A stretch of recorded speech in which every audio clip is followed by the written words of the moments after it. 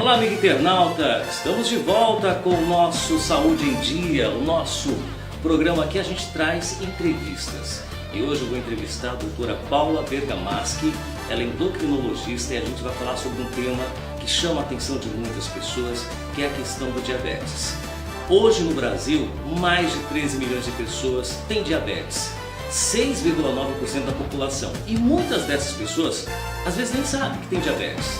E a gente vai falar porque, afinal de contas, sábado, 14 de novembro, é o Dia Mundial da Luta contra o Diabetes.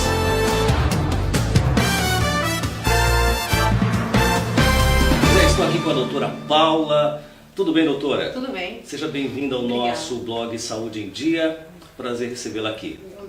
Bom, diabetes é um problema seríssimo que tem atingido muitas pessoas, né? E eu gostaria que a senhora explicasse para a gente o que é a doença, o que é o diabetes. Diabetes é uma deficiência na produção de insulina do corpo, ou é quando o corpo produz a insulina e não consegue utilizar de maneira adequada. A insulina é o hormônio que regula o metabolismo da glicose no corpo, que é o açúcar. Então o paciente diabético ele tem o açúcar alto no sangue, que é isso que eles chegam falando pra gente, né? O açúcar está alto. E isso é o diabetes. Os tipos mais comuns são o tipo 1, que é aquele diabetes de criança, né, que hoje em dia, que tem no adulto também, né, mas que é aquele que a gente já conhece com um mecanismo mais clássico, que começa com uma dor abdominal, o paciente já vai para uma emergência, né, no geral é mais grave, já é usando insulina. E tem o diabetes tipo 2, que é o diabetes mais prevalente, que são 90% dos casos de diabetes, que é o que a gente pode trabalhar com prevenção, que é aquele que antigamente era clássico daquela pessoa de 40 anos, sedentário, acima do peso, que não cuidava muito da alimentação, que ingere muito carboidrato, que ingere muito açúcar, muita gordura, né? E que hoje está crescente até na faixa etária pediátrica. E o 2 é o que mais preocupa hoje os médicos, né, isso, doutora? Na verdade até porque assim, o tipo 1 ele também, por geralmente começar mais jovem, né, embora tenha alguns casos de adulto, mas começa mais jovem, você tem mais tempo de exposição à doença, então você tem mais chances de ter complicação.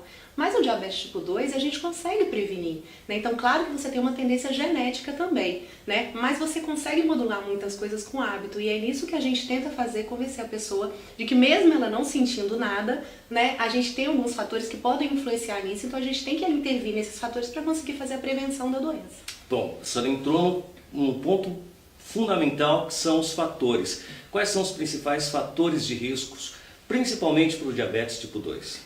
A gente tem como fatores de risco. Primeiro, aumento de peso, né? Então, quando a gente pensa em estilo de vida, a gente tem que tentar manter peso saudável e fazer atividade física. O sedentarismo também é um fator, né? Hoje em dia a gente tem uma alimentação muito química, uma alimentação com excesso de carboidrato.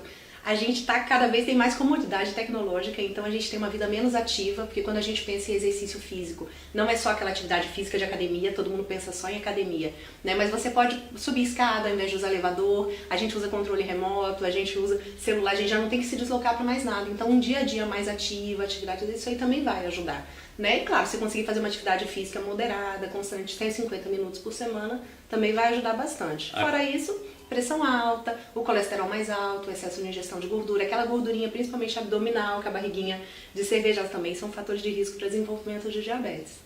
É isso, muitas pessoas associam a diabetes à questão do açúcar. E na verdade não é só o açúcar que pode ocasionar diabetes, né? Não, é tudo que vira açúcar no corpo. Então quando você pensa nos alimentos que são energéticos, né? Então pão, arroz, batata, macarrão, farinha, fruta. Às vezes a pessoa chega no consultório e fala: ai doutora, mas eu só como fruta. Eu como 8 bananas por dia, né? Sim, quando você come muita fruta, a fruta tem o açúcar, que é mais saudável, menos químico, mas se for em excesso, ele também vai ter esse papel de aumento de glicemia, que é o que vai caracterizar o quadro de diabetes. Então, na verdade, não é que tem aquela coisa de você não pode comer nada, tirando aquele açúcar refinado, mas sim o que a gente tenta cortar mesmo, não tem nada que você não possa comer definitivamente. Mas você tem que comer tudo moderado, o ideal é ter um plano alimentar equilibrado, procurar um nutricionista, procurar um profissional que ajude a organizar a atividade física, né, para você ter um estilo de vida saudável, tanto para quem é diabético, quanto para quem só quer prevenir o diabetes. Doutora, a gente percebe também, quando eu falei que o diabetes é uma preocupação, o diabetes tipo 2 é uma preocupação maior para os médicos, é por conta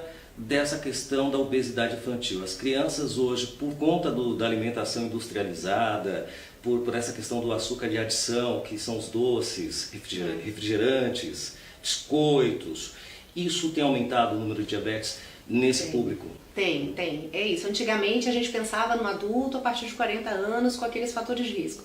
Mas hoje na faixa etária pediátrica, isso inclui de 8 a 18 anos, a gente também tem um crescimento de percentual de crianças que estão abrindo esse quadro de resistência à insulina, que é esse diabetes provocado pelo aumento de peso e a gordura do corpo atrapalhando o uso da insulina de uma maneira adequada. Então às vezes você pega já adolescente abrindo um quadro de diabetes que antes que era de adulto. Ou então às vezes você pega aquele quadro de pré-diabetes, que são pacientes que têm risco aumentado para diabetes e às vezes já tem alguns marcadores, então que é aquela obesidade central, a acantose, que é uma marquinha que fica, geralmente a gente vê pescoço, né, ou então área de dobra, que é uma marquinha aveludada, uma manchinha aveludada, um pouquinho, né, escurecida, que às vezes as pessoas falam que é sujeira, de cordão no pescoço, e que isso pode ser um marcador de resistência à insulina. Então é comum a gente ver em adolescente que está obeso, não necessariamente quem tem isso vai ficar diabético, mas já é uma coisa que a gente tem que olhar com mais carinho também. Doutora, quais são as principais complicações do diabetes?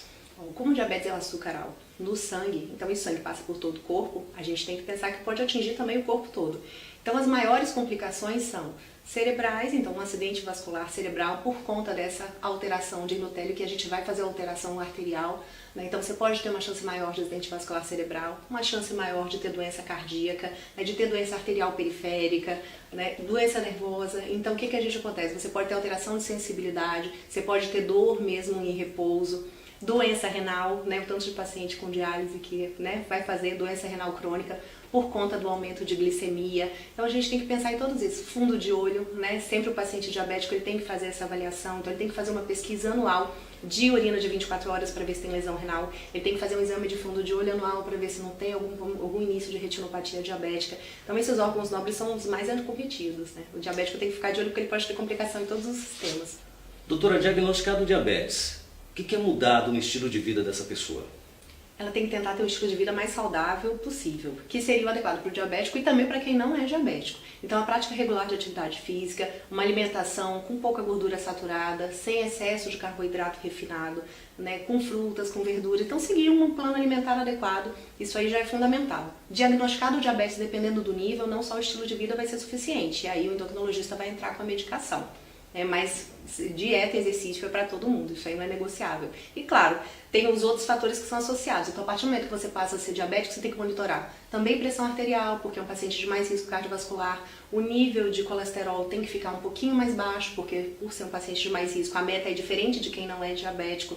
Se fumar, parar de fumar, isso aí não é negociável, porque a lesão é muito maior para quem é tabagista, né? Então é ter cuidado de estilo de vida de um modo geral. Bom, então eu gostaria de agradecer a sua presença aqui, doutora Paula Bergamaschi. Muito obrigado. Espero encontrá-la mais vezes aqui no nosso canal. À disposição, foi um prazer. Eu que agradeço.